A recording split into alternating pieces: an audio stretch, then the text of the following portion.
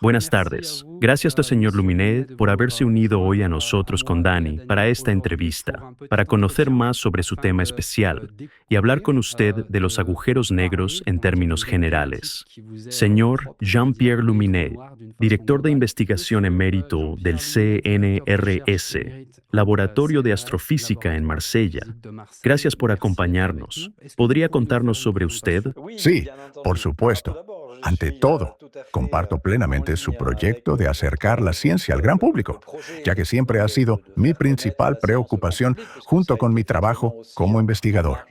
Entre la innumerable cantidad de libros, he publicado más de 30 obras de cultura, que yo llamaría cultura científica. Y he dado un sinfín de conferencias, porque para mí es muy importante que los conocimientos, a la vez muy sorprendentes, muy extraños y a veces un poco enigmáticos, sean transmitidos al gran público, ya que la ciencia y su correcta comprensión desempeñan hoy en día un papel fundamental. Y, brevemente, sobre mi biografía. Soy francés, con acento provenzal. Estudié matemáticas en la Universidad de Marsella, en el sur de Francia, hasta que, por casualidad, leyendo buena literatura, descubrí los misterios y la magia de las grandes teorías del siglo XX, en particular la teoría general de la relatividad y la física cuántica.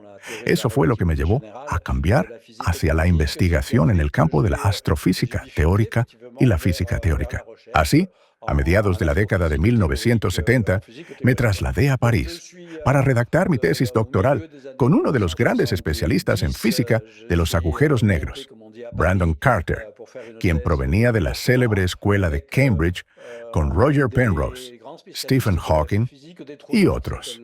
Escribí mi primera tesis doctoral.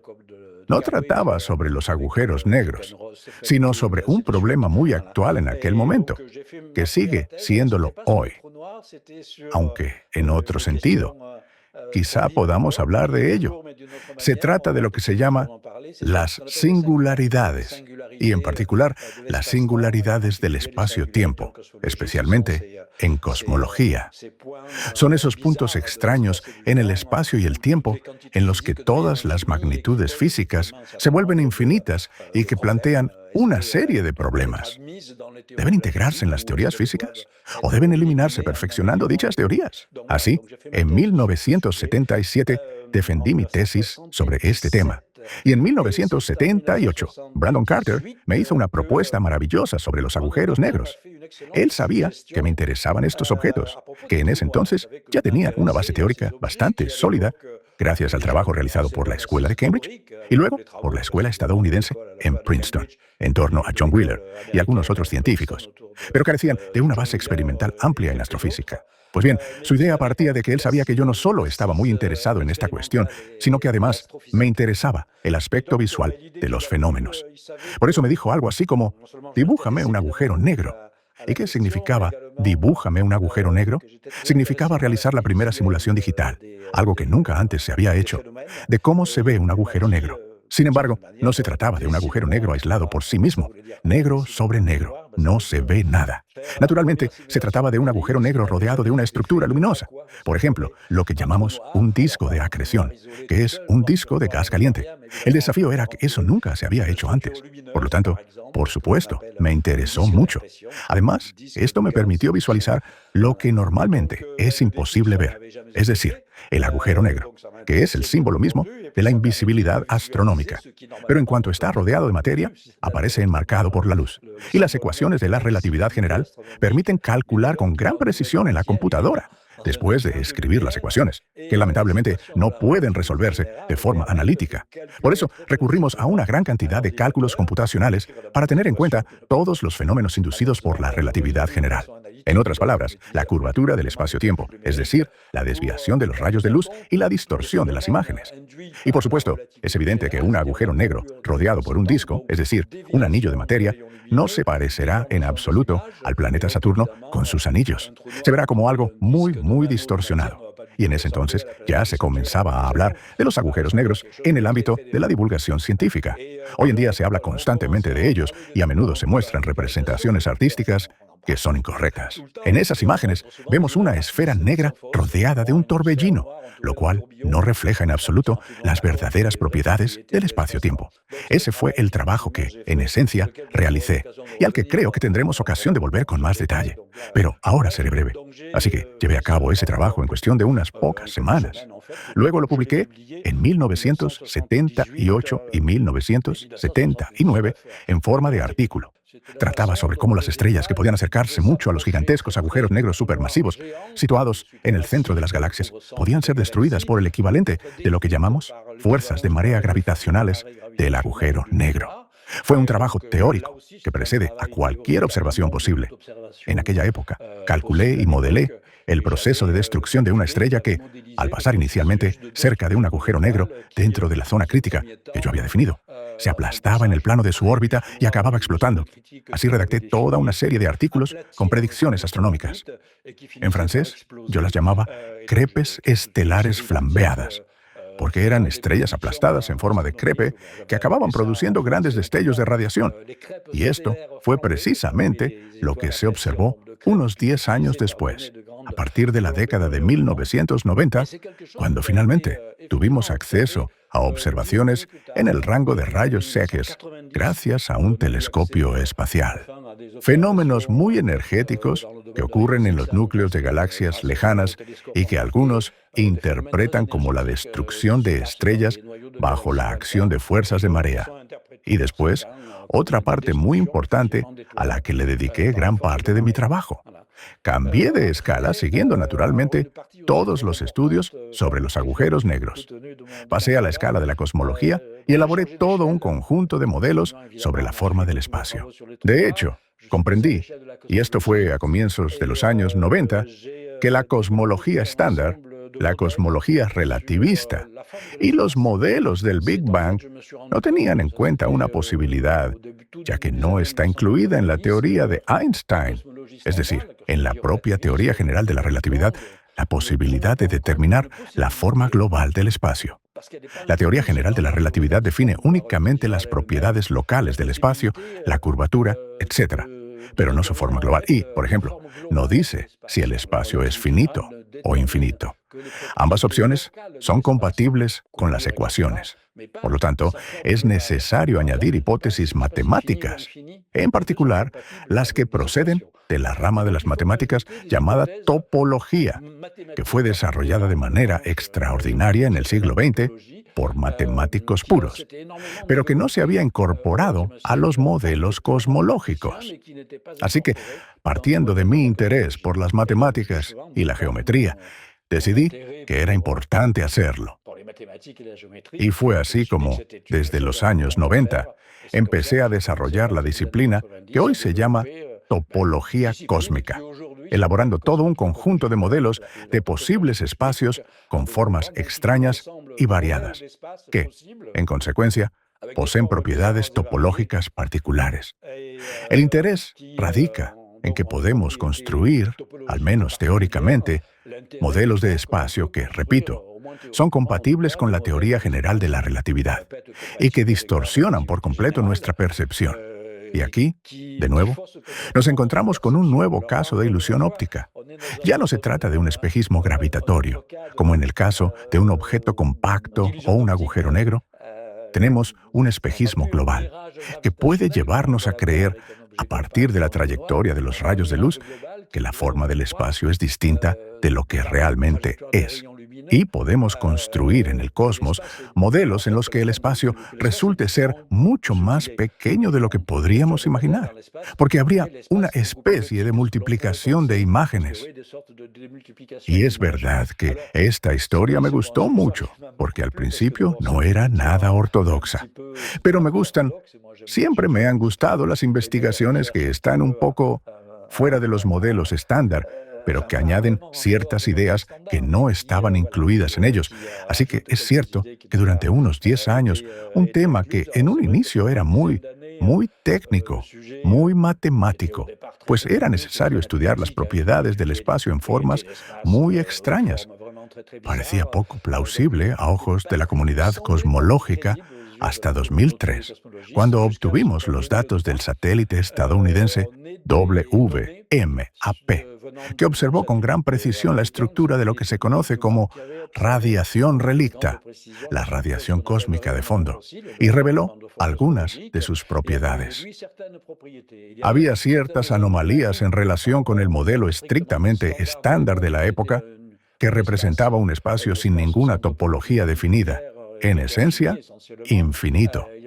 Había algunas anomalías que mi equipo y yo interpretamos. Una de las posibles explicaciones era una forma muy específica del espacio, denominada espacio esférico dodecaédrico de Poincaré, que apareció en la portada de la revista Nature en 2003. Y a partir de ese momento, el tema cambió por completo de escala, porque no se trataba de una prueba. Era solo una indicación, con una posible confirmación experimental. Después de eso, la cuestión recibió un enorme impulso durante al menos 15 años. Eso es todo, así que ya estaba hecho. Ese fue mi aporte principal. Y más o menos desde los años 2000, alrededor de 2015, especialmente cuando regresé al sur de Francia, puse atención en las diferentes teorías de la gravedad cuántica, que, como ustedes saben, constituyen un tema realmente importante de estudio en la física teórica.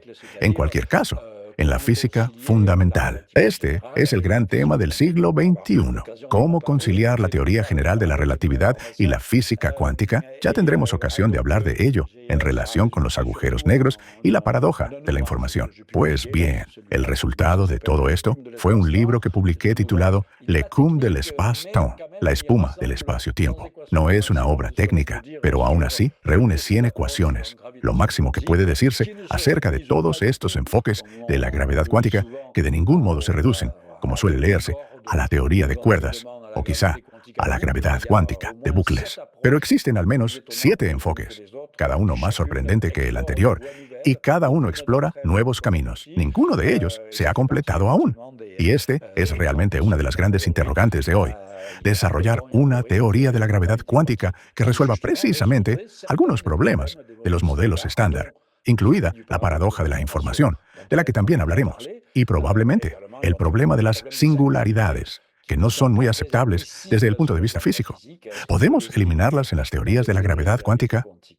Usted ha dicho que, al comienzo de su trayectoria, logró ser el primero en, digamos, modelar la imagen de un agujero negro.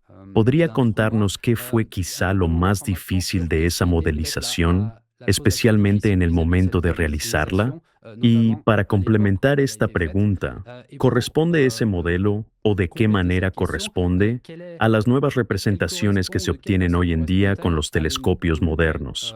Entonces, ¿cuáles fueron las dificultades al crear esa primera visualización? ¿Y qué características suyas han sido reveladas por las nuevas observaciones? Para ser sincero, no tuve ninguna dificultad científica al realizar ese cálculo, porque me bastaba con escribirlo para plantear correctamente el problema. Así es como se hace investigación, ¿no es cierto? Es decir, simplemente redactar, definir bien la geometría del problema. En otras palabras, imaginar un agujero negro rodeado de una estructura luminosa, es decir, un disco de acreción.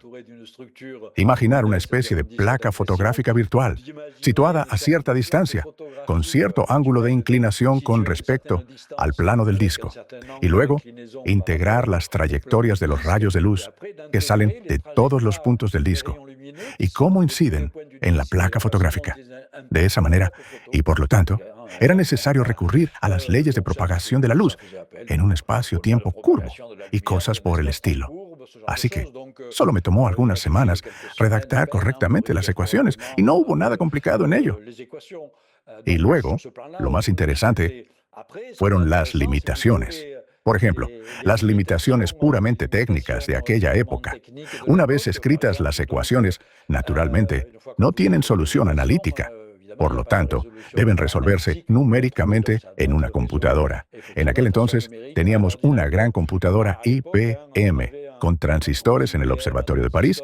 Fue incluso antes de que tuviéramos computadoras personales. Escribíamos programas en Fortran utilizando tarjetas perforadas. Así que eso tampoco fue un gran problema. Simplemente, lo curioso de esta historia es que, en esa época, la computadora producía tablas con cifras, es decir, valores aproximados, del flujo luminoso que obteníamos en la placa fotográfica. Pero eso no permite obtener ninguna imagen más o menos realista. Y justamente eso era lo que yo quería conseguir. No teníamos ningún software para ello, solo disponíamos de tablas con cifras, por así decirlo.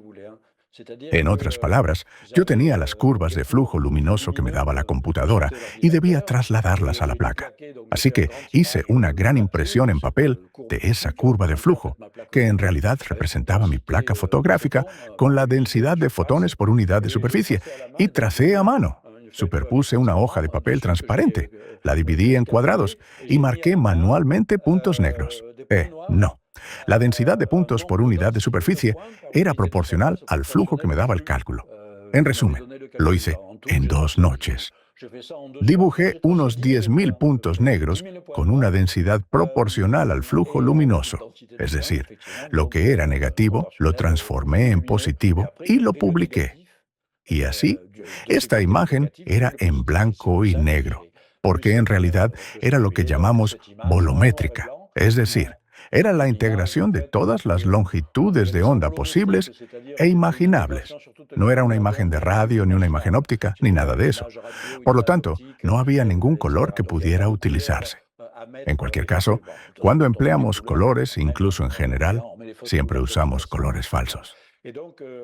Y así tuve la posibilidad de crear ese modelo, que en aquel momento me parecía natural y no extraordinario, por decirlo de alguna manera. Y después, en 2019, el Event Horizon Telescope presentó la primera imagen telescópica, incluyendo la imagen complementaria del supuesto agujero negro gigante en el centro de la galaxia M87, rodeado de una corona luminosa, que fue interpretada como un disco de acreción con puntos calientes, etc. Sí, y la segunda parte de la pregunta sobre la dificultad y la semejanza con las imágenes de los años 2000 y de 2019. Ante todo, quizás recuerdan que al final de mi artículo de 1979, en la última frase, dije que se trataba, por supuesto, de un cálculo teórico y que, si algún día tuviéramos la posibilidad de obtener tal imagen mediante la observación, eso implicaría necesariamente una buena resolución o nitidez de visión, algo inimaginable en aquel tiempo. Y añadí que el objeto ideal sería entonces un agujero negro gigante, cuya existencia se empezaba a sospechar en el mismo centro de la galaxia Messier 87. No imaginaba que esto podría suceder en mi vida y que, además, el primero en ser observado sería efectivamente M87. Simplemente, ¿por qué? Porque en la galaxia M87 se encuentra un agujero negro gigante cuya masa es de 5 a 6.000 millones de veces la masa del Sol, y en tamaño aparente en el cielo es el mayor. O, dicho de otra forma, el menos pequeño en el cielo. Su proyección en el cielo corresponde aproximadamente al tamaño de una moneda de €1 colocada sobre la Luna. En aquel momento yo aún no sabía que las observaciones en el ámbito de las ondas de radio permitían realizar lo que se llama interferometría, es decir, combinar radiotelescopios situados en diferentes partes del mundo y trabajar con ellos, en un modo conocido como interferometría de base larga, para obtener el equivalente a un radiotelescopio del tamaño de la red. Y eso fue precisamente lo que supe mucho más tarde, que ya en los años 2000, decenas de investigadores de diferentes países, algunos de los cuales se inspiraron, en parte, en mi artículo de 1978 a 1979, se plantearon la cuestión de si era posible crear una red global, a la que llamaron Event Horizon Telescope, horizonte de sucesos, que es el nombre técnico que se da a la superficie del agujero negro, para alcanzar una resolución efectiva en el rango de radio en una longitud de onda estrictamente definida, con el fin de lograr la capacidad de ver el equivalente de esa moneda sobre la Luna, observándola. Solo había 2 agujeros negros que servían para esto, M87, Y, además, el agujero negro, que, se supone, se encuentra en el centro de nuestra galaxia. Pero en la época en que escribí mi artículo, no se hablaba de él. Esa idea apareció solo en los años 90. Es mucho menos masivo, pero está más cerca. Y estos dos efectos se compensan mutuamente. Y al final, visto desde la Tierra, tiene aproximadamente el mismo tamaño angular en la esfera celeste. Y el Event Horizon Telescope fue creado precisamente para observar estos dos agujeros negros, que fueron detectados en 2017. Así, como primera imagen, tras la modelización digital y el análisis de datos extremadamente complejos, se obtuvo la imagen del agujero negro en la galaxia M87. Y 2 años más tarde, como era un poco más difícil, también se obtuvo la imagen del agujero negro galáctico Sagitario A estrella. De este modo, hoy en día disponemos de 2 reconstrucciones. Porque, efectivamente, cuando hablamos de imágenes telescópicas, los oyentes y espectadores pueden pensar en una fotografía, como las bellas imágenes que vemos del telescopio James Webb, mientras que en realidad se trata de reconstrucciones extremadamente complejas, basadas en una masa enorme de datos. Tenemos petabytes de información obtenida por cada uno de los radiotelescopios de la red, que hay que reunir mediante algoritmos computacionales sofisticados. Existen varias posibles reconstrucciones de la imagen, y estas reconstrucciones se comparan con los modelos teóricos, similares a los que yo elaboraba hace 40 años, pero mucho más complejos, con un mayor número de parámetros, procesados en supercomputadoras, y finalmente se obtiene la llamada fotografía del agujero negro, que en realidad no es una fotografía auténtica, sino una reconstrucción. Y, para concluir, no puedo extenderme demasiado sobre esta correspondencia. En efecto, cuando vimos por primera vez esas imágenes, dije, sí, hemos llegado a los cálculos de Luminet, es fantástico y cosas por el estilo. Y es cierto que en ese momento me dije, vaya, la corona luminosa con un punto brillante, es el efecto Doppler, que yo también había calculado. ¡Fantástico! Pero luego, a medida que se desarrollaban los acontecimientos, empecé a hacerme cada vez más preguntas. Luego otros investigadores empezaron a preguntarse, ¿realmente lo que vemos es un disco de acreción? Y hoy en día, no he publicado un artículo técnico sobre este tema, pero sí un texto en mi blog, donde lo explico. Lo que observamos, en realidad, no es el disco de acreción completo, como lo calculé en 1978. Se trata de una estructura más fina y bastante enigmática, conocida como el anillo de fotones. El anillo de fotones es una especie de secuencia, una acumulación de imágenes secundarias y terciarias, porque cuando existe un agujero negro con una estructura a su alrededor, aparece una imagen inicial, que llamaremos imagen primaria. Es la imagen directa de los rayos de luz. Incluso si no están deformados, ya existe una distorsión de la imagen. Sigue siendo una imagen directa. Pero luego, los rayos de luz pasan al otro lado y regresan. Entonces, la imagen está mucho más distorsionada. Y la llamamos imagen secundaria, terciaria, y así sucesivamente. En resumen, imágenes de segundo orden y superiores. En realidad, las imágenes de orden más alto se aplastan alrededor de lo que se llama la sombra del agujero negro. Dicho de otro modo, son imágenes cada vez más deformadas del propio horizonte de sucesos, ligeramente ampliadas gracias al efecto de lente gravitatoria. Y lo que vemos es un pequeño halo luminoso, al que se denomina anillo de fotones. En definitiva, de esto se habla poco, al menos en la literatura de divulgación científica. Excepto por el artículo que escribí, apenas se menciona, o hay que buscarlo en algunos artículos técnicos. Lo que vemos en las imágenes telescópicas presentadas por el Event Horizon Telescope es el anillo de fotones. No es el disco de acreción completo, que de todos modos resulta muy tenue en la banda de longitudes de onda que observamos. Por el contrario, lo que se ve es, efectivamente, el anillo de fotones, tanto más cuanto que, conociendo la distancia y la masa de los agujeros negros en cuestión, la teoría de la relatividad general permite determinar con precisión el tamaño del anillo de fotones asociado a un agujero negro de masa determinada. Y es cierto, corresponde exactamente con el tamaño medio de las coronas luminosas, pero el anillo de fotones es extremadamente fino y muy pequeño. En las imágenes de Messier 87 y de Sagitario A se perciben en las estrellas una especie de coronas, pero esto se debe simplemente a que la resolución no es lo suficientemente alta, y por eso el disco del anillo de fotones aparece un poco engrosado. En realidad, los avances más recientes del Event Horizon Telescope, gracias a un software nuevo y más complejo, empiezan a afinar la imagen, que sigue correspondiendo plenamente a lo que llamamos el anillo de fotones. Tal es la situación actual con las imágenes de los agujeros negros. Muchísimas gracias, señor Luminet. Gracias por estas aclaraciones. Como usted ha mencionado, también es uno de los pioneros en el estudio teórico de los eventos de disrupción por marea. ¿Podría contarnos un poco más al respecto? ¿En qué etapa se encuentra hoy la comprensión de este fenómeno? ¿Se trata exclusivamente de cálculos matemáticos o es un evento que los astrónomos observan con bastante frecuencia? ¿Qué es lo que ocurre realmente? ¿Qué observamos? Siempre están los eventos de disrupción por marea relacionados con agujeros negros.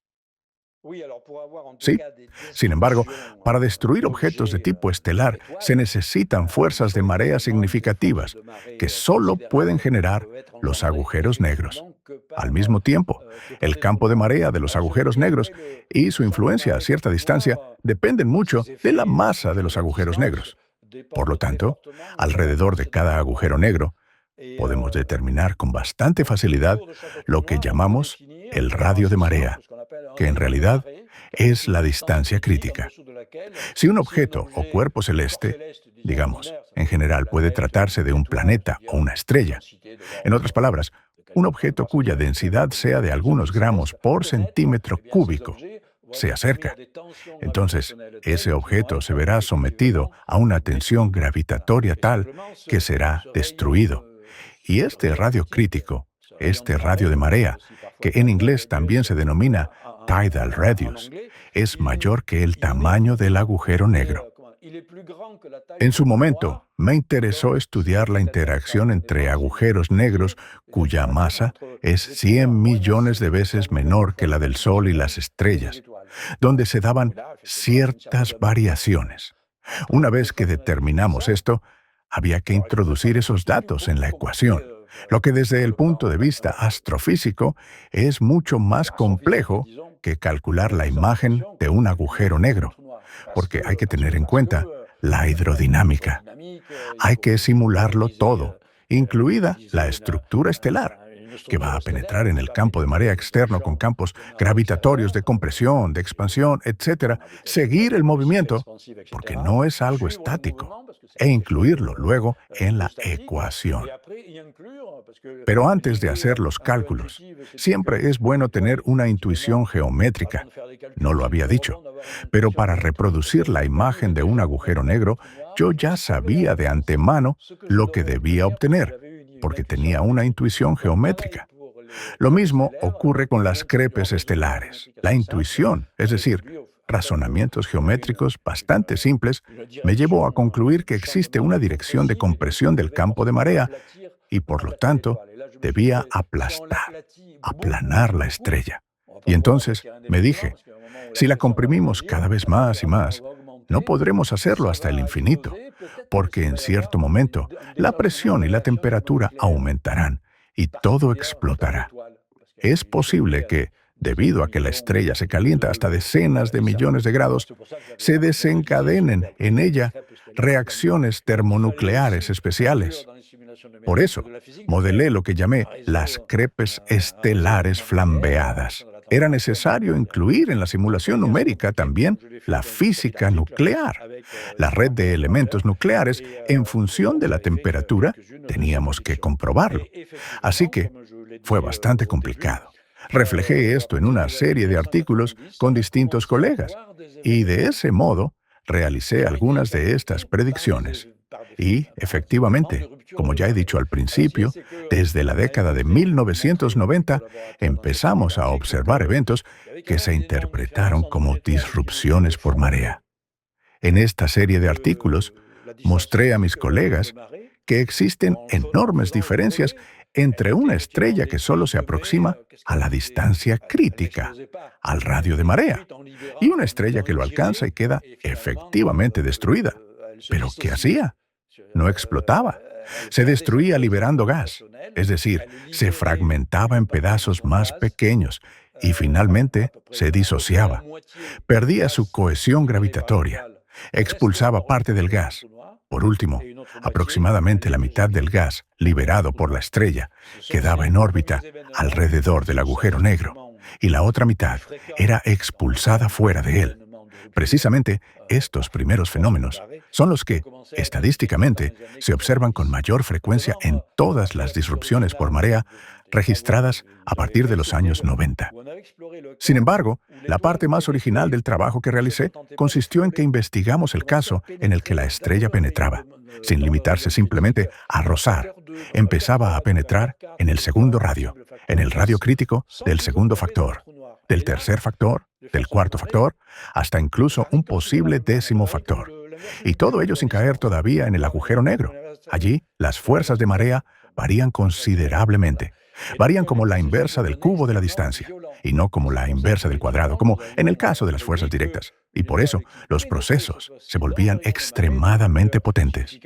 De ahí que predijimos que a una estrella que traspasara el radio de marea por un factor de 5, 6, 7 o 10, le aguardaba un destino mucho más violento. En particular, este fenómeno de las crepes estelares flambeadas, explosiones termonucleares y cosas por el estilo. Y solo en los años 2000, los astrónomos empezaron a observar fenómenos que ocurrían en el centro de galaxias lejanas y que podían interpretarse como disrupciones de marea, pero violentas. Así que comencé a trabajar en ello en la década de 1980, y en aquel tiempo fui uno de los verdaderos pioneros en este campo. También fui el primero en realizar una simulación numérica precisa. Desde entonces, han surgido enfoques mucho más sofisticados en esta área. Pero para mí, lo más importante siempre ha sido abrir nuevos caminos de investigación. Y luego, paso a otras cuestiones. Más tarde, este estudio se amplió de manera más compleja a través de simulaciones numéricas hidrodinámicas a gran escala que incluían muchísimos factores, para llegar más o menos a los mismos resultados, pero en cualquier caso de forma mucho más sofisticada, lo que realmente permitía compararlos con mayor precisión con las observaciones astronómicas que se habían hecho en el pasado. Como resultado, hoy tenemos un catálogo. Todos estos fenómenos se conocen ahora como TDE, en inglés, Tidal Disruption Events, es decir, eventos de disrupción por marea. Hoy en día los TDE abarcan una amplia gama de fenómenos. Algunos TDE son relativamente tranquilos, cuando la estrella se estira y se desgarra. Ahora incluso tenemos imágenes de tales fenómenos tomadas con telescopios. Y hay eventos mucho más violentos. Explosiones de radiación tan intensas que no pueden explicarse por explosiones de supernovas, solo pueden explicarse por explosiones de marea estelares que yo ya había predicho en la década de 1980. Y hoy tenemos un catálogo. Puede encontrarse en Internet. En los catálogos de eventos de ondas gravitacionales figuran alrededor de un centenar de TDE, documentados y confirmados, observados en las 2 últimas décadas. Y ese número sigue creciendo a medida que nuestros telescopios se vuelven cada vez más potentes. Muy bien, excelente. Gracias por la información sobre el efecto de marea y las observaciones al respecto. Como usted ha mencionado, en 1977, en París, defendió una tesis sobre la singularidad en cosmología. ¿Cómo ocurrió esto? ¿Ha avanzado la ciencia en la comprensión de la singularidad desde entonces? ¿Diría usted que las cosas han cambiado realmente desde entonces? Sí, estos estudios, este tema de tesis, me fue asignado porque las singularidades en aquel tiempo se consideraban exclusivamente dentro del marco de la teoría general de la relatividad clásica, digamos clásica, en el sentido de no cuántica. Y unos años antes habían aparecido los famosos teoremas, conocidos como teoremas de las singularidades, que fueron demostrados por Roger Penrose y Stephen Hawking.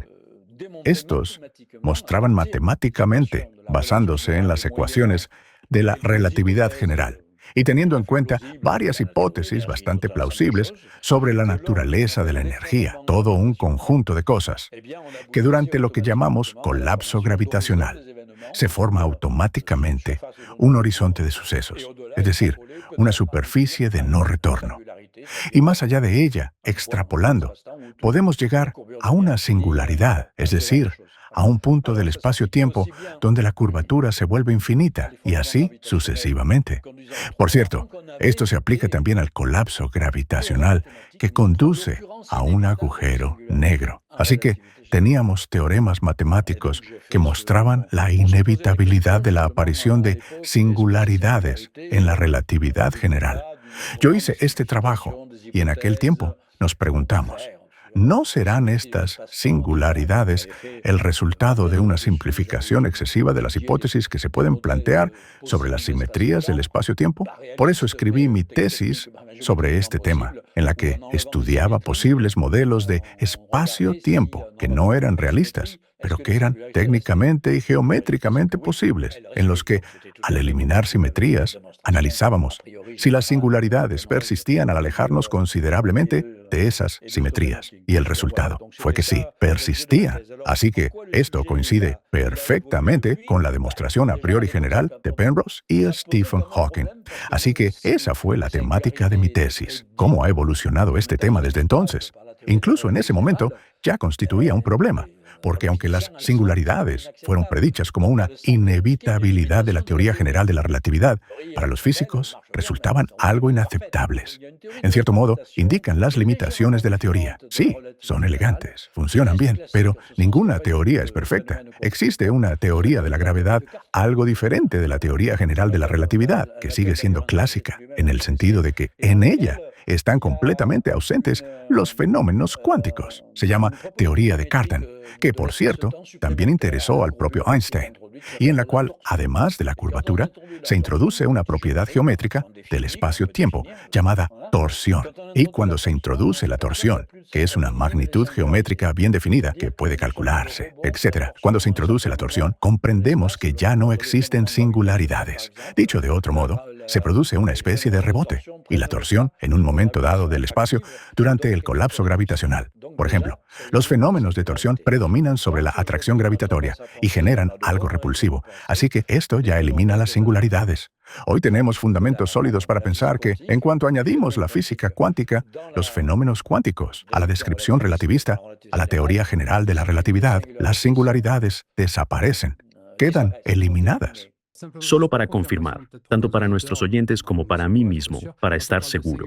Cuando hablamos de una singularidad, nos referimos al surgimiento de un agujero negro a partir de una estrella que se destruye a sí misma, es decir, esto es lo que engendra un agujero negro, ¿verdad? La idea es que o bien puede originarse de las estrellas, o bien, si eliminamos las singularidades, esto significa que potencialmente los agujeros negros podrían crearse de otra manera, y no como resultado de la autodestrucción de una estrella. Hace bien en plantear esta pregunta, porque es un error común asociar los agujeros negros con las singularidades. ¿No es así? Es cierto que al principio existía esa tendencia a asociarlos.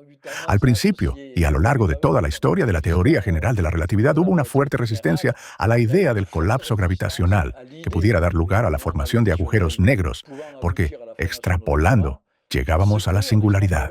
Los físicos no aceptaban las singularidades y, por lo tanto, durante décadas, los agujeros negros no parecían creíbles, porque se los equiparaba con las singularidades. Sin embargo, en realidad, y puedo decirlo con total honestidad, hoy en día todavía no sabemos qué ocurre dentro de ellas. Podemos formular ecuaciones, pero en el estado en que se encuentran actualmente, no son perfectas. Son imperfectas porque no tenemos una buena teoría de la gravedad cuántica, por lo que podemos imaginar que efectivamente existe una singularidad, o más bien otros fenómenos, rebotes, etc. Repito, hoy, para formar un agujero negro, solo se necesita una cierta cantidad de masa de materia y energía concentrada en un volumen dado de espacio-tiempo. Se define un horizonte de sucesos, una especie de trampa gravitatoria. Eso es el agujero negro. Y no sabemos qué hay en el fondo. Puede haber una singularidad o no haber singularidad, un agujero de gusano, lo que quieran. Todas esas cosas extrañas son posibles, teóricamente, pero el agujero negro es un horizonte de sucesos. Muchísimas gracias por la aclaración. Muy bien que hayamos hablado de esto. Usted ha mencionado un poco sobre la estrella que pasa cerca de un agujero negro y lo que ocurre con ella. Y no siempre sabemos qué sucede con la materia cuando cae en un agujero negro, con la materia o con la información. Pero, ¿qué cree usted que pasa exactamente con la información que entra en los agujeros negros? ¿Se elimina de inmediato? ¿Se almacena en algún lugar? se puede recuperar y quizá podría también explicar qué significa información en este caso. Hemos llegado a un punto clave en la historia de la teoría de los agujeros negros, lo que posteriormente recibió el nombre de la paradoja de la información. Originalmente, surge de una ley fundamental que está en la base de la evolución de los agujeros negros. Al principio, fue propuesta como hipótesis y más tarde obtuvo una demostración. Esta hipótesis fue formulada de manera gráfica en su momento por John Archibald Wheeler, quien dijo: un agujero negro no tiene cabello. Black hole has no hair. ¿Qué significaba esto?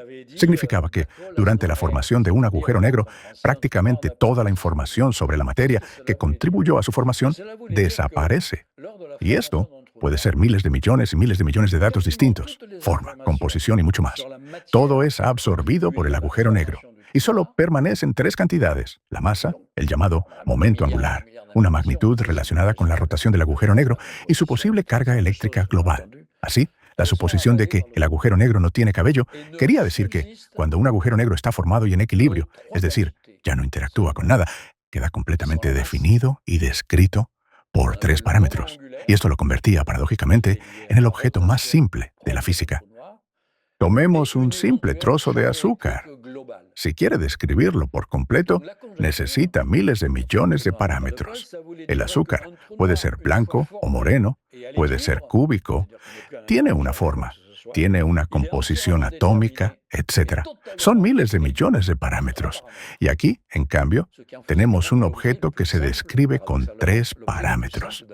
Luego, en la práctica, llegamos a la conclusión de que la carga eléctrica total, teóricamente sí, existe, pero en la práctica, no. En otras palabras, cuando se forma un agujero negro, es eléctricamente neutro. Esto significa que el agujero negro típico en el universo es la solución de Kerr, como también se la llama. Un agujero negro en rotación definido por dos parámetros: masa y momento angular. Esto implica que el agujero negro ha absorbido una cantidad fenomenal de información.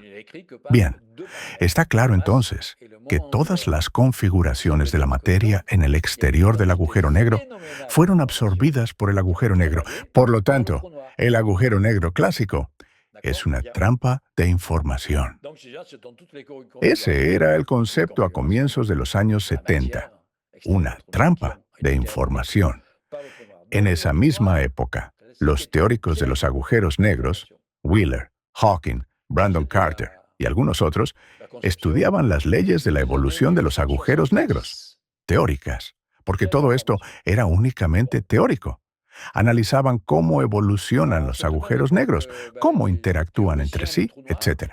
O cómo evoluciona un agujero negro aislado con el tiempo, y así sucesivamente. Y actualizaron lo que en ese entonces se llamaba las leyes de la termodinámica de los agujeros negros. ¿Por qué lo hicieron? Porque existen 4 leyes que rigen la dinámica y la evolución de los agujeros negros que pueden compararse con las leyes habituales de la termodinámica. Y la más interesante de estas leyes es la segunda y famosa ley de la termodinámica, que dice que un sistema aislado con el tiempo posee un cierto valor termodinámico, llamado entropía, que solo puede aumentar con el tiempo. ¿Y qué es la entropía?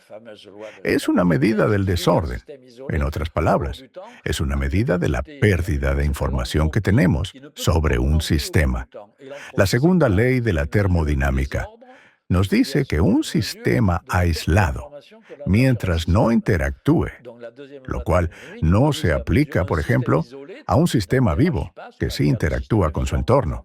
En un sistema termodinámico aislado, la entropía aumenta con el tiempo. En otras palabras, su energía disminuye y nos queda cada vez menos información sobre él. Ahora entran en juego los teóricos del campo cuántico. Y ya en los años 90 dicen: pero aquí hay un problema. Ustedes saben que en la física cuántica no hay pérdida. Hay un teorema que se llama el teorema de unitariedad.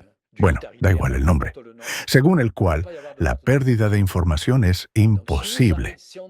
si pudiéramos describir el agujero negro de un modo realmente coherente en el marco de la física cuántica, entonces se debía recuperar toda la información. Fue entonces cuando comenzaron los debates que se hicieron conocidos como la paradoja de la información. Al principio, aparecieron dos posturas opuestas.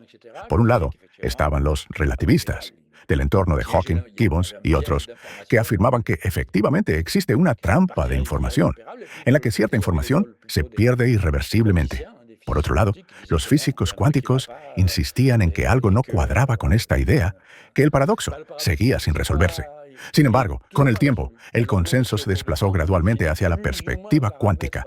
Incluso Hawking acabó cambiando de opinión y comenzó a investigar cómo podría resolverse esta paradoja, y empezó a hablar de la información.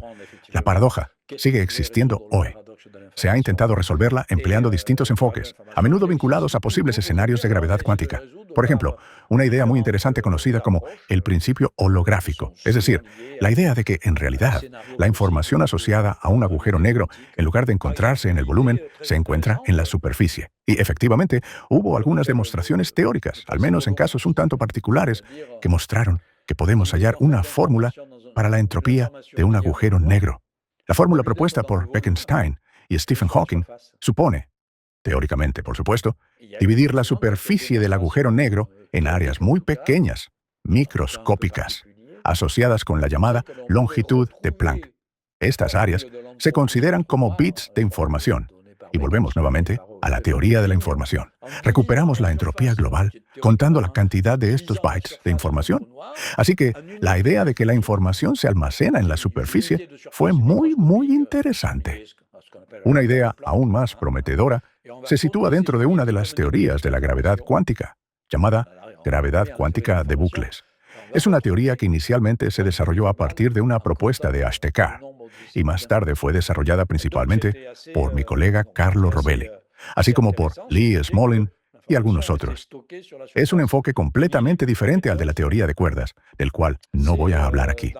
La idea de la gravedad cuántica de bucles consiste en la discretización del espacio y del tiempo. En otras palabras, si queremos cuantizar la gravedad, es decir, hacerla discreta, ya que en la teoría general de la relatividad, la gravedad es geometría. Entonces, en esencia, estamos cuantizando la geometría. Por lo tanto, en lugar de trabajar con un espacio-tiempo continuo, como todavía se hace, por ejemplo, en la teoría de cuerdas, donde incluso hay que añadir dimensiones espaciales adicionales, en la gravedad cuántica de bucles, seguimos trabajando con el espacio tridimensional y el tiempo. Pero, en lugar de ser continuo, el espacio-tiempo se discretiza. De este modo, existen equivalentes de granos elementales de espacio y posiblemente también de granos elementales de tiempo, equivalentes al átomo de espacio y al átomo de tiempo. En el marco de este enfoque, las singularidades quedan ya excluidas, porque, por ejemplo, en un colapso gravitacional, llega un momento en que nos encontramos con un grano elemental de espacio que no es infinitamente pequeño, es muy pequeño, pero no infinitamente pequeño. De modo que se produce un salto. Recientemente, Carlo Rovelli y algunos de sus colegas propusieron una idea teórica interesante que personalmente me parece bastante convincente. Por supuesto, es lo que es. Y por ahora, esta idea no puede ser verificada experimentalmente, pero la propuesta consiste en sustituir el concepto de agujero negro por lo que llaman estrellas de Planck. ¿Qué significa esto? Significa que describimos el colapso gravitacional, el proceso habitual que lleva a la formación de un agujero negro, pero ahora, en el marco de la gravedad cuántica de bucles. Y, en efecto, antes de alcanzar una singularidad, lo cual es imposible en el contexto de esta teoría, se produce una especie de salto en la escala, llamada longitud de Planck. Por eso, estos objetos recibieron el nombre de estrellas de Planck. Y este salto podría expulsar materia y energía más allá del horizonte de sucesos, dando lugar a lo que se denomina un agujero blanco, que aparece en el mismo lugar donde inicialmente se había formado el agujero negro. Pero debido a los factores extremos de dilatación del tiempo en nuestro universo, no podríamos observarlo, incluso si ya hubiera ocurrido. No obstante, esto resolvería la paradoja de la información, puesto que nada quedaría encerrado para siempre tras el horizonte de sucesos, si finalmente logra salir. Así pues, Este es uno de los posibles modos de resolver la paradoja de la información. Voy a intentar una vez más simplificarlo lo mejor posible para entender. Empezamos con la idea del agujero negro como un pozo o un sifón, donde las cosas caen y, dentro de él, la información se destruye. Pero después llegamos a la comprensión de que, sí, la información se destruye, pero luego la expulsa al exterior. Sí, sin embargo, no podemos decir que el agujero negro destruye la información, la encierra en una prisión. En realidad, no la destruye. Precisamente los físicos cuánticos dicen que si el agujero negro, por ejemplo, se evaporara, entonces la información, dado que no se destruye, sería completamente recuperada. Entiendo. Incluso en otro contexto, no relacionado con los agujeros negros, suele usarse una explicación de divulgación científica para ilustrar esta propiedad de la física cuántica, que dice que la información no puede perderse. Recuerdo, esto se llama unitariedad. Por ejemplo, se toma una hoja de papel en la que usted escribe un texto. Luego la quema hasta convertirla en cenizas.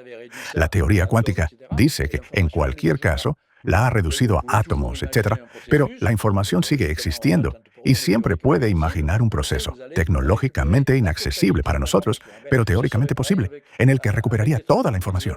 Lo mismo ocurre con los agujeros negros. Conservarían y no destruirían la información. La mantendrían encarcelada durante un cierto tiempo y al final usted acabaría recuperándola. Hoy en día se considera que en un agujero negro la información no se destruye.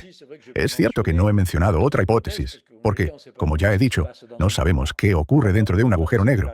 Tal vez no haya singularidad, pero puede haber, como saben, cosas aún más extrañas, llamadas agujeros de gusano, es decir, distorsiones en las que una parte de la energía de la materia que entra en un agujero negro podría, al atravesarlo, reaparecer en otro lugar del universo. Por cierto, mi próximo libro se titula Viaje a través del agujero negro con Interstellar. En él descifro todas las escenas de la película Interstellar, en especial las del final, que son un poco enigmáticas y que nadie entiende, salvo el astronauta.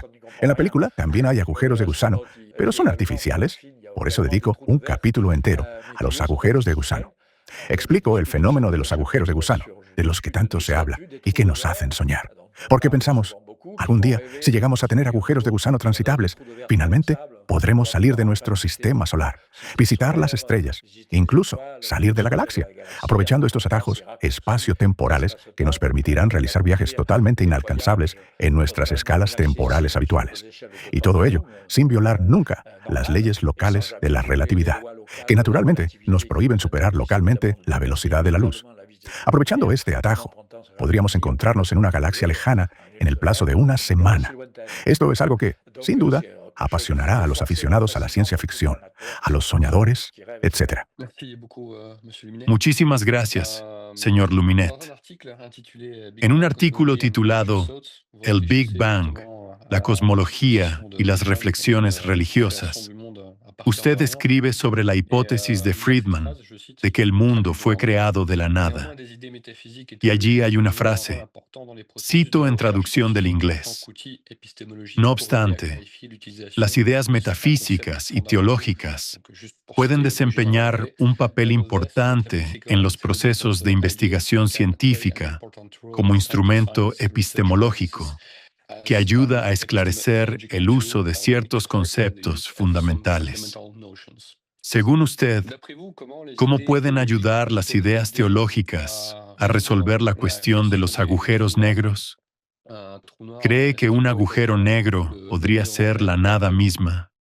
Me parece que ha citado un pasaje de mi libro La revolución del Big Bang, publicado el año pasado, en el que efectivamente trazo la historia extremadamente compleja y por eso interesante del génesis de los modelos de la cosmología relativista moderna y de todos los obstáculos que fueron surgiendo poco a poco en el camino hacia esa verdad, hacia ese cambio completo de paradigma científico. ¿Por qué un cambio completo? Porque antes de la aparición de los primeros modelos de cosmología dinámica, los modelos de Friedman, que más tarde fueron desarrollados principalmente por Georges Lemaitre, se consideraba que el universo no podía tener un comienzo. Imaginar que pudiera tener un inicio era una especie de escándalo físico. Y entonces era realmente la completa desviación de un posible relato teológico del Génesis, u otro, por supuesto. Y cuando Friedman descubrió por primera vez soluciones cosmológicas a las ecuaciones de la relatividad general, en las que había un comienzo, al que llamó creación del mundo ex nihilo, a partir de la nada, estableció un vínculo, pero no con la teología cristiana, ya que estaba más familiarizado con las cosmogonías orientales. Vio una relación con las cosmogonías de la India y de sus vecinos, aunque manteniendo naturalmente mucha prudencia con respecto a las consecuencias metafísicas. Después ocurrió que Georges Lemaitre continuó este trabajo. Así, repitió todos los resultados de Friedman y los reelaboró. Llegó mucho más lejos y desarrolló lo que al principio se llamaba el modelo del átomo primitivo, que más tarde se convirtió en lo que hoy llamamos el modelo del Big Bang. Esto significa que surgió un modelo de universo que se expande, pero esta expansión tiene un comienzo en un momento determinado del pasado. Él era una persona religiosa y fue falsamente acusado de querer hacer concordismo, es decir, de intentar reconciliar una teoría científica, como lo son las soluciones cosmológicas y la relatividad general, con explicaciones teológicas sobre la creación del mundo. Creo que no debemos mezclar teología y ciencia, pero tampoco conviene separarlas. Precisamente por eso, en la cita que usted ha mencionado, se dice que la teología difícilmente ayudará al desarrollo de la ciencia, pero sí nos ayudará a reflexionar sobre los fundamentos del pensamiento científico. Porque, al fin y al cabo, digan lo que digan, los científicos, por muy racionalistas que sean, incluso si se declaran materialistas, no todos lo son. En cualquier caso, existe un trasfondo cultural, filosófico, metafísico, etc. Y ese trasfondo, no siempre consciente, influirá en la dirección que tomemos en nuestras investigaciones. Así que resulta interesante ver que existen ciertas consideraciones teológicas. Es curioso que hablemos de esto precisamente ahora, porque resulta que mi próximo libro, en el que estoy trabajando actualmente, soy muy activo, será publicado en 2026. Es una gran antología sobre cosmogonía. Se titula Los orígenes del universo. He reunido en ella todos los grandes textos de la historia de la humanidad que tratan sobre el origen del mundo o de los mundos, desde la filosofía hasta la teología y luego hasta la modernidad. Muy bien, excelente. Pues muchas gracias por esta información adicional sobre la influencia que se puede ejercer en esta ciencia o en la ciencia en general. Un poco fuera de tema, pero volvamos a lo que usted ha mencionado antes. Ha dicho que regresaríamos a ello. Se trata de los agujeros negros de diferentes escalas. Sí, es importante hablar de esto. Exactamente. Por eso me gustaría saber en qué se diferencian fundamentalmente los agujeros negros supermasivos en el centro de las galaxias de los agujeros negros estelares. ¿Hay diferencias en la dinámica de su aceleración y en la formación de los discos de acreción? Sí, sí.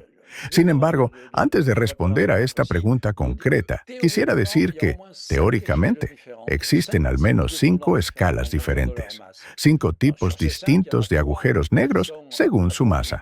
De estos 5 tipos, 3 se observan hoy en mayor o menor medida de manera astrofísica. Los otros 2 son teóricos. Entre los agujeros negros observados hay 3 categorías astrofísicas. En primer lugar, los agujeros negros de masa estelar. Luego, lo que podríamos llamar agujeros negros de masa intermedia. Y, finalmente, los agujeros negros masivos y supermasivos. Entonces, son escalas de masa. Pero, ¿por qué son de tipos distintos? Porque los procesos de su formación son diferentes. Y muy brevemente, los agujeros negros estelares son los agujeros negros que se forman como resultado del colapso gravitacional de estrellas masivas. Las estrellas no pueden tener una masa arbitraria. Por lo tanto, los agujeros negros estelares poseen una masa mínima 2,5 veces mayor que la del Sol y una masa máxima de unas 100 veces la del Sol. Esto se debe a que se forman como resultado del colapso de núcleos estelares. Actualmente, se considera que los agujeros negros de masa intermedia tienen masas que van desde varios cientos hasta 100.000 o incluso 1.000.000 de masas solares. La hipótesis de su existencia se formuló hace unos 30 años, pero solo en los últimos años se han identificado unos pocos candidatos, aunque los procesos por los cuales se forman aún no están del todo claros. Después pasamos a la siguiente etapa, los agujeros negros masivos. Su masa es aproximadamente 1 millón de veces mayor que la del Sol. Un buen ejemplo es el agujero negro supermasivo en el centro de nuestra galaxia, cuya masa equivale a 4 millones de soles. Además, existen agujeros negros supermasivos o incluso ultramasivos, verdaderos gigantes del universo. Su masa puede superar en varios miles de millones la masa solar. Así es el agujero negro de la galaxia Messier 87, M87, que fue el objeto de la primera imagen directa de un agujero negro en la historia. La masa de este agujero negro es 6.000 millones de veces mayor que la del Sol. En los últimos años, al observar galaxias cada vez más lejanas, no hemos observado los agujeros negros directamente, evidentemente, pero hemos visto fenómenos energéticos extraordinarios en galaxias distantes, tan intensos que solo pueden explicarse por la liberación de energía gravitatoria de agujeros negros. A partir de ello, pudimos estimar sus masas. Hoy sabemos de agujeros negros supermasivos, cuya masa es 10.000 millones de veces mayor que la del Sol. Se supone que el agujero negro más grande conocido del universo se encuentra en el centro de una galaxia muy lejana llamada TON 618, cuya masa es 65.000 millones de veces la del Sol. Son cifras astronómicas y a la mayoría de la gente pueden parecerle abstractas, pero hay que recordar que el tamaño de un agujero negro es directamente proporcional a su masa. Así, un agujero negro estelar con una masa de 10 soles tendrá un diámetro de unos 30 kilómetros. Un agujero negro con una masa de 10 millones de soles tendrá 30 millones de kilómetros de diámetro. Y un agujero negro con una masa de 10.000 millones de soles tendrá un diámetro de 30.000 millones de kilómetros y así sucesivamente. De este modo, el diámetro del agujero negro TON 618 es de 180.000 millones de kilómetros. Dentro de él podría caber todo el sistema solar, así que en el cosmos existen monstruos verdaderamente increíbles, estos agujeros negros supermasivos. Así que todos estos agujeros negros, independientemente de su escala, tendrán propiedades similares en cuanto a la distorsión del espacio y del tiempo. Pero, como ya he dicho, por ejemplo, cuando se trata de los efectos de marea, estos son significativos únicamente para los agujeros negros de masa intermedia. Desde los agujeros negros estelares, donde los efectos de marea son extremadamente intensos, hasta los agujeros negros masivos de unas 100 millones de masas solares. Y luego, para agujeros negros aún más grandes, los efectos de marea se manifiestan únicamente dentro del agujero negro. Pero, por ejemplo, en el caso de los agujeros negros estelares, cuando en la ciencia ficción soñamos con viajes espaciales y con acercarnos a un agujero negro, en realidad no es posible acercarse a un agujero negro estelar, porque las fuerzas de marea actúan a distancias tan grandes que se produce un proceso llamado espaguetificación. En otras palabras, en cuanto uno se acerca lo suficiente, aunque a una gran distancia, a un agujero negro estelar, las fuerzas de marea actúan de tal modo que destruyen todos los objetos, estirándolos y alargándolos en una dirección en forma de lo que llamamos espaguetis. Así que cualquier configuración quedará completamente destruida mucho antes de poder aproximarse al horizonte de sucesos de los agujeros negros estelares. Hay un tema que no hemos tocado, pero que mencionaré muy brevemente y que desempeñará un papel cada vez más fundamental en todas estas historias. Es la detección de ondas gravitacionales, porque es precisamente gracias a las ondas gravitacionales que tenemos acceso a ciertas propiedades de los agujeros negros que evidentemente no tenemos en el ámbito electromagnético, ya que allí, en efecto, no hay luz. Hoy en día contamos con un catálogo de más de un centenar de eventos de ondas gravitacionales, relacionados ya sea con la fusión de agujeros negros de masa estelar, con la fusión de estrellas de neutrones o con las llamadas fusiones híbridas entre un agujero negro y una estrella de neutrones. Y en todos estos casos, descubrimos cosas sorprendentes. Descubrimos que, en primer lugar, las masas de los agujeros negros que participan en los procesos gravitacionales resultan ser un poco mayores que las que obteníamos anteriormente, basándonos en los llamados agujeros negros electromagnéticos. Eran agujeros negros que se encontraban en sistemas de estrellas dobles, que se llaman sistemas X binarios, fuentes X binarias. Se trata de un agujero negro que está en pareja con una estrella gaseosa, que arranca parte del gas de la estrella compañera, lo que forma un disco de acreción, y eso va a emitir rayos X, a partir de los cuales estimamos la masa. Pues bien, gracias a las ondas gravitacionales, hemos descubierto algunos de los agujeros negros más pequeños, casi en el límite de la masa mínima, así como agujeros negros estelares mucho más masivos de lo que pensábamos antes.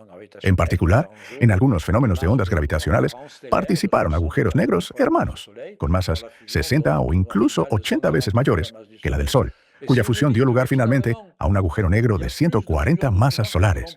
Por eso surgió la pregunta: ¿existen realmente más fusiones de agujeros negros de lo que pensábamos al principio? Cuando en 2015 se detectó la primera fusión de agujeros negros, lo consideramos un golpe de suerte. Pero luego descubrimos tantas que empezamos a preguntarnos: ¿será que al inicio del universo hubo un número mucho mayor de fusiones de agujeros negros de lo que suponíamos? Y si es así, si al inicio del universo hubo una gran cantidad de fusiones de agujeros negros estelares masivos, esto también podría ayudar a explicar la existencia de agujeros negros de masa intermedia y otros fenómenos relacionados. Algunos incluso han sugerido, aunque personalmente lo considero demasiado especulativo, que pudieron ser tantos que podrían explicar parte de la materia oscura. Pero no lo creo. Los volúmenes faltantes de materia oscura son tan enormes que los agujeros negros solo podrían aportar una fracción muy pequeña. Esto es precisamente de lo que queríamos hablar. Es asombroso que la tecnología nos permita ver cada vez más lejos y adentrarnos en estructuras de tamaños cada vez más pequeños. En septiembre de 2020 se publicó un artículo muy interesante.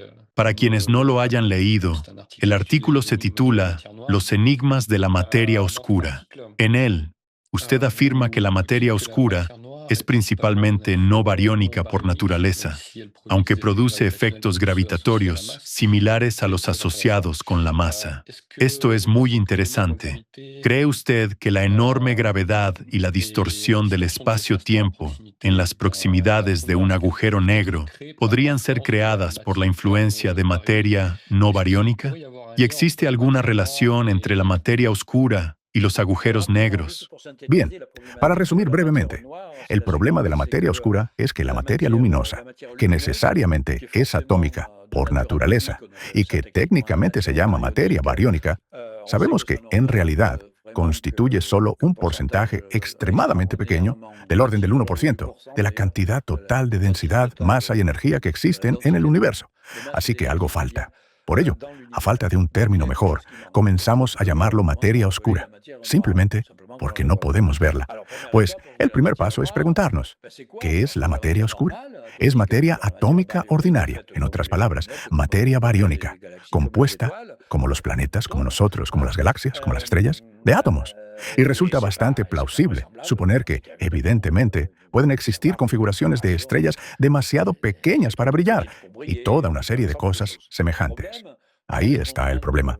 Tenemos restricciones relacionadas con lo que en cosmología se llama la nucleosíntesis primordial, que de hecho prohíbe todas las formas de materia bariónica.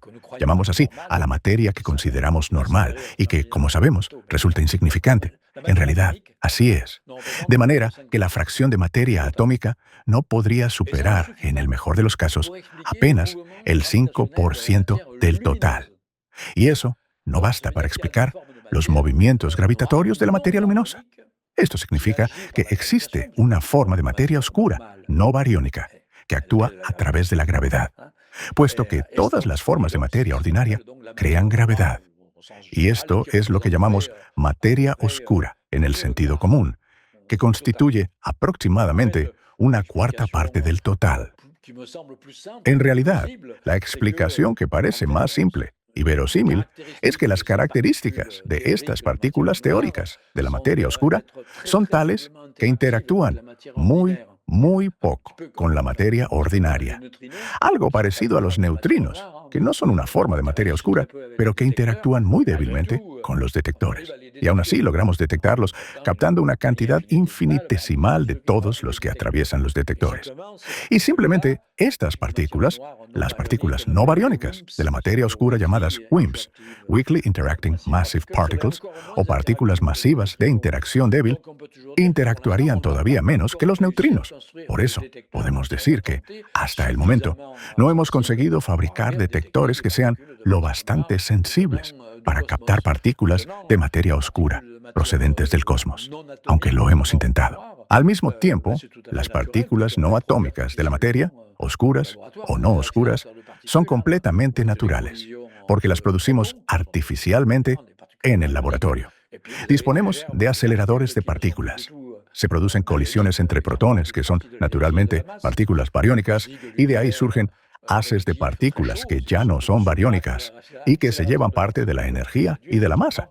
Por ello consideramos que el universo primitivo muy caliente fue una especie de superacelerador de partículas, que debió de generar gran cantidad de partículas de materia no bariónica, masivas y estables, que hoy explican los movimientos gravitatorios de la materia luminosa. Esto sigue siendo objeto de intenso debate. La opinión general es que existe, pero que aún no ha podido ser detectada. Sin embargo, hay muchos investigadores que intentan encontrar modelos alternativos, modificando, por ejemplo, las leyes de la gravedad o algo parecido, para evitar tener que incluir en los modelos estas formas de materia oscura. Muy bien, excelente. Y otra vez, una muy buena transición de esas hipótesis a cómo avanza la ciencia. Y esta es la última parte de nuestra entrevista, el futuro de la investigación sobre los agujeros negros. Y me gustaría preguntarle, ¿cuáles son, o tal vez cuál es, para simplificar aún más la respuesta, las áreas que más llaman su atención hoy en día en cuanto a lo que debería hacerse en el futuro? ¿Cuál es, digamos, el futuro de la ciencia de los agujeros negros? ¿Qué ámbito le atrae especialmente? Bueno, si nos ceñimos al tema de los agujeros negros, pero dado que los agujeros negros, como ya he dicho, se sitúan en la intersección de varias teorías y, por lo tanto, influyen también en la física más fundamental, hay dos aspectos del futuro que podemos imaginar. En términos de posibles progresos o logros, existe un aspecto teórico y existe un aspecto observacional y experimental. En cuanto a la parte teórica, podemos esperar la creación de modelos de gravedad cuántica o de algo que resuelva la paradoja de la información de una manera verosímil o, al menos, que elimine las singularidades. Esa es la parte teórica, pero nada está garantizado. Por otro lado, si hablamos de observaciones, podemos contar con que el desarrollo cada vez más extraordinario de la tecnología nos permita avanzar en la detección de nuevos agujeros negros. Y otro aspecto son las ondas gravitacionales, que, repito, constituyen quizá una nueva ventana, pero es la más interesante. Las ondas gravitacionales, eso es, accedemos a un universo que no emite ondas electromagnéticas, que no emite neutrinos, sino únicamente ondas gravitacionales. Por lo tanto, empezamos a ser capaces de identificar fenómenos como colisiones de agujeros negros y así sucesivamente, que antes eran puramente teóricos y completamente inaccesibles. Así que se nos abre una ventana totalmente nueva llamada gravitacional. Y además, esta ventana nos permite hacer predicciones extraordinariamente precisas, mucho más exactas que las predicciones electromagnéticas. En la actualidad, las ondas gravitacionales y los detectores de ondas gravitacionales comienzan a expandirse. Al principio había 3. Los 2 primeros dispositivos de detección en Estados Unidos. El tercero estaba en fase de finalización en Italia, el proyecto franco-italiano Virgo. La existencia de 3 ya hace posible hacer triangulación, es decir, determinar de dónde en el cielo proviene una onda gravitacional. Y ahora ya son 5. Uno está en Japón, llamado Kagra, y se están construyendo otros. El proyecto actual, que cuenta con financiación y presupuesto asignado, se llama LISA. Es un detector espacial de ondas gravitacionales. Y así, en lugar de una base terrestre de varios miles de kilómetros, tendremos una base en el espacio de varios millones de kilómetros. De modo que se abre ante nosotros un futuro bastante maravilloso. En cualquier caso, podremos estudiar cada vez mejor estos objetos tan inusuales y fascinantes. Los agujeros negros de todas las escalas, desde los microscópicos hasta los supermasivos.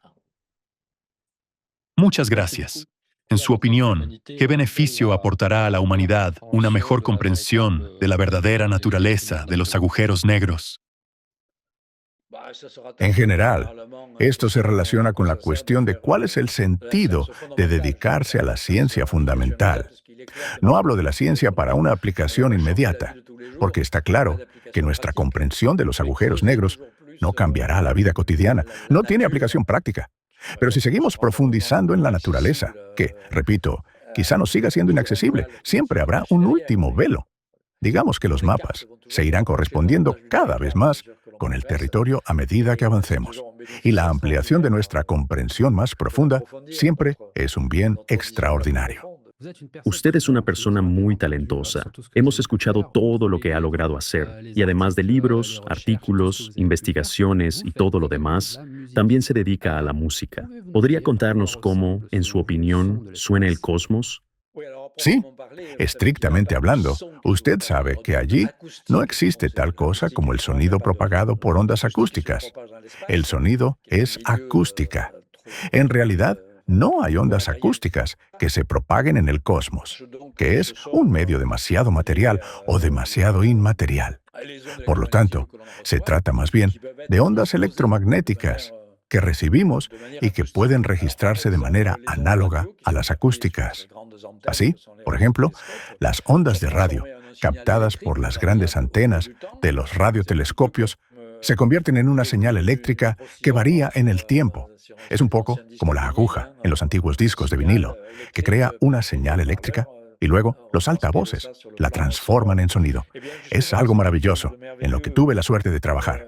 Se trata de la captación de señales electromagnéticas de los llamados púlsares, que en realidad son restos de la fusión de supernovas, que son de hecho estrellas muy compactas, estrellas de neutrones que giran rápidamente sobre su eje, emitiendo un haz de radiación, un poco como un faro, con la regularidad de un metrónomo, porque la velocidad de rotación de las estrellas de neutrones es extremadamente estable. Y cuando realizamos esta conversión, es decir, recibimos la señal eléctrica de un púlsar, es decir, la señal de radio transformada en eléctrica, la amplificamos, conectamos un altavoz y escuchamos el ritmo de rotación. Y suena como percusión, como un sistema corriente de instrumentos de percusión humanos. Y fue así como tuve la suerte de participar en la creación de la primera obra astronómica y musical, titulada Le Noir de l'Étoile, La Oscuridad de la Estrella, junto con el gran compositor Gerard Griset, fundador de un importante movimiento llamado la musique spectrale, la música espectral. Él escuchó la grabación de esos sonidos en la Universidad de California, en Berkeley, gracias a colegas astrónomos, y al regresar a Francia, se puso en contacto conmigo con la propuesta de colaborar en la creación, en otras palabras, de incluir esos ritmos cósmicos en una obra musical. Así tuve la suerte de hacerlo, y después vinieron muchas otras colaboraciones. De hecho, recientemente escribí un libro entero sobre ello titulado Del piano a las estrellas, en el que cuento todo mi recorrido musical. Muchas gracias por habernos dedicado su tiempo y por sus respuestas tan detalladas a nuestras preguntas. Espero que también haya encontrado nuestras preguntas interesantes. Hemos intentado abarcar diferentes temas. Sí, mucho. Pues muchísimas gracias. Que tenga un buen día y hasta pronto. Adiós. Adiós. Adiós. Muchas gracias.